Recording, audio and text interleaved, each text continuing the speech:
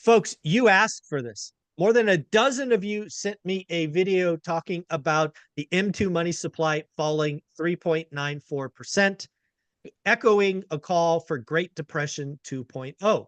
Apparently, the M2 money supply has not gone down greater than 2% ever without it signaling a Great Depression.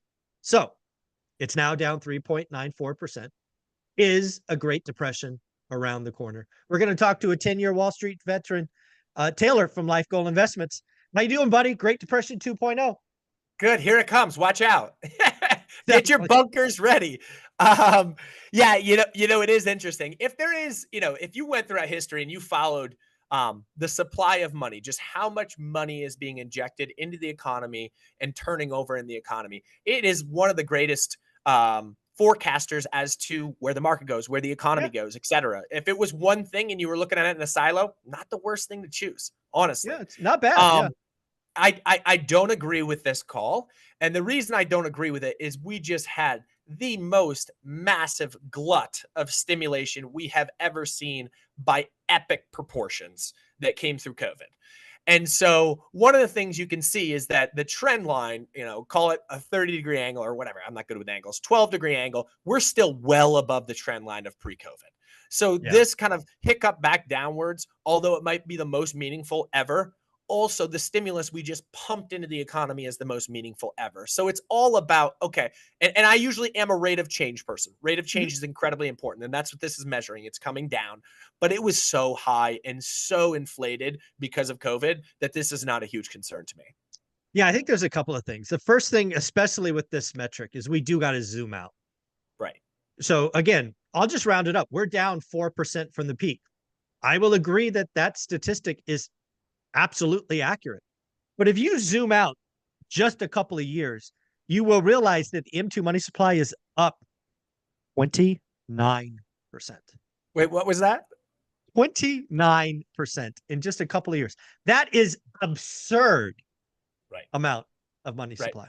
And by the way, yes, we are squeezing on one side, on the monetary side. We're still loose as a goose on the fiscal side, right? And so in combination, that is also measurable. So you can look at, so there is an awesome statistic out there that's run by the Chicago Fed called the National Financial Conditions Index, NFIC. And the NFIC measures 105 underlying statistics about financial conditions. You want to know how many of them are tighter than average right now? 0. 4. Wow. There's 101 of the financial conditions that they measure out of 105 that are looser than average right now. Right. Looser, and so, So sorry if I tried to elude you there. Yes, it is incredibly loose right now. And you think about it, the only thing that's being hurt right now is essentially the fact that the federal funds rate is high. And that does drive variable rate, adjustable rate debt. Correct. But as you know, in the real estate business, big corporations, homeowners, et cetera, are not exposed to this movement in interest rates. And, 10, 15, 20 years ago, a significantly higher percentage, and you might know the number better than me, but 15% of mortgages or something like that were adjustable rate in their nature. And that would tremendously hurt what's going on from an overall consumer perspective. And if you look at a country like Canada, it is, because they have 3 and 5 year mortgages that get adjusted there. But here in the States, everyone's locked in for 15 or 30 years. And thus, it does not impact the biggest expense. And thus, that's also why higher interest rates have not slowed down our economy to the pace that they have in the past. Yeah, I think one of the things that's important for you and I as guys in the weeds to kind of educate the audience on is what is in the M2 money supply and what is not.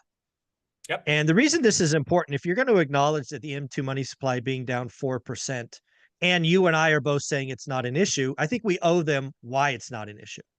And other than, 29%, 4% reversion to the mean, that's all cool. But hey, it is down 4%. Why?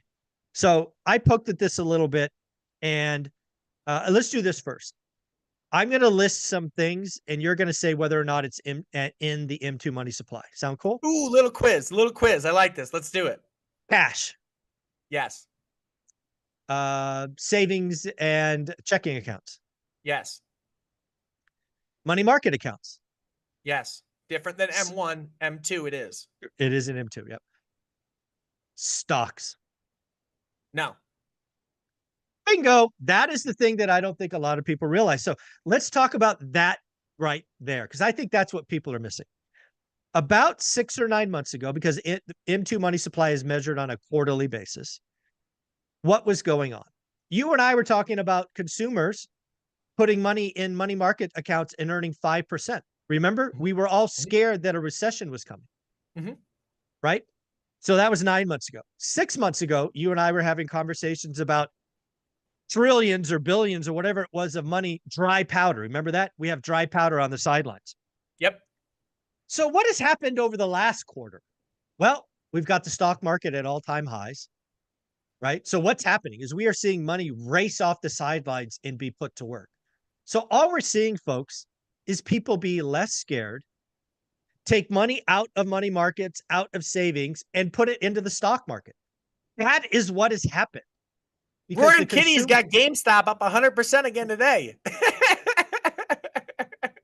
Did you see his portfolio? He's got like 120,000 call options in June 21st or something crazy. Unbelievable.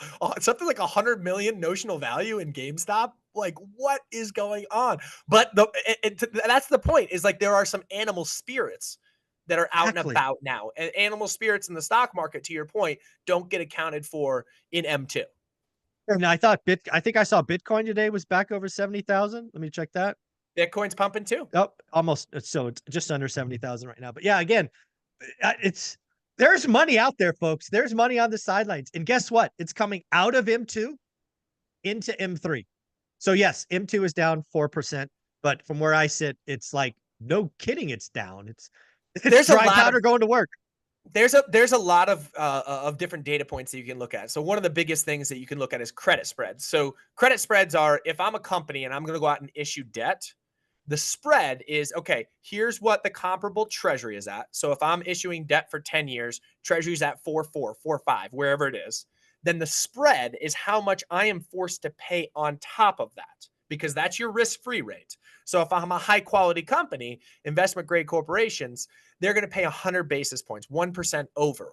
And so that is incredibly tight relative to long-term average, meaning that people are willing to go out there and take on risk buying companies, their debt, that they have the ability to fulfill their debt obligations. You can tell that because they're not being forced to pay a big amount, a big premium over the risk-free rate. And that's the market saying all systems go. We are not in recessionary territory whatsoever. Yeah, it's pretty wild to think about. So again, I think there is a story, a very logical story about why M2 money supply is down 4%. I do think it's accurate to point it out. I think it's accurate to point out that, the last 4 or 5 times that happened, a depression occurred. This hasn't occurred since the 1930s. So again, it is a little bit unusual. By the way, half of these recessions or depressions that we're talking about were pre-Federal Reserve, Yeah, right? they're in the So 1800s. let's also talk about the fact that, like, listen, we just saw what happens when a bank goes under. The Federal Reserve steps in and says, anyone that's a bank that needs money that can't fulfill their debt obligations or their withdrawal obligations will We step got you. in. Yeah, Guess we what? got you. That wasn't around when these depressions took place. Like, we learned our lesson. We took our pill from 2008. If 2008, like, this is something that people don't understand.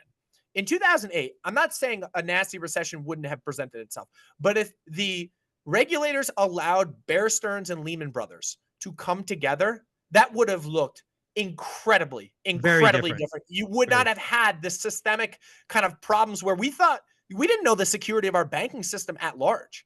And a lot of that could have been alleviated by them allowing them to come together. Now you look at it and you look at the difference in how we react. JP Morgan is above the 10% of all deposit limitations that we can take in this country. If a bank goes under right now, guess who's buying it? Jamie Dimon, JP Morgan, because the regulators are like, instead of facing a situation that played out in 2008 where banks start going under and people start to question the wherewithal of banks, we'll let a big one take it out. Whatever, they're good, money good, let it roll. Yeah. It's funny. It's the same thing in the real estate game. I think the regulators and operators realize that foreclosing out a bunch of properties at the same time is not great for your balance sheet. So No. let's just do forbearance at a drop of a hat and extend and pretend and add-ons and just yeah, it's just a totally different game. 08's not going to be repeated. Not to say that a crash couldn't happen, but it will be a different kind of crash, not like And, 08. and one of the things, kind of from a long term perspective, of like, hey, how do these massive recessions, like nasty recessions, I mean nasty ones, like a 2008, typically it's because of something in the financial sector, and Correct. that's typically what causes it. And if we've learned our lesson, and there's going to be new lessons to learn along the way, don't get me wrong, but we know now that we have to support banks, and that's the most crucial thing to the liquidation, lubrication of an overall economy, is the access to money. And if people can't access money, it becomes a problem. There you go. Taylor, you put out a lot of great 60-second education videos. Where can people find those? Yeah, thanks so much. You can find us on Instagram and on TikTok. We're at LifeGoal Investments. Thank you, buddy.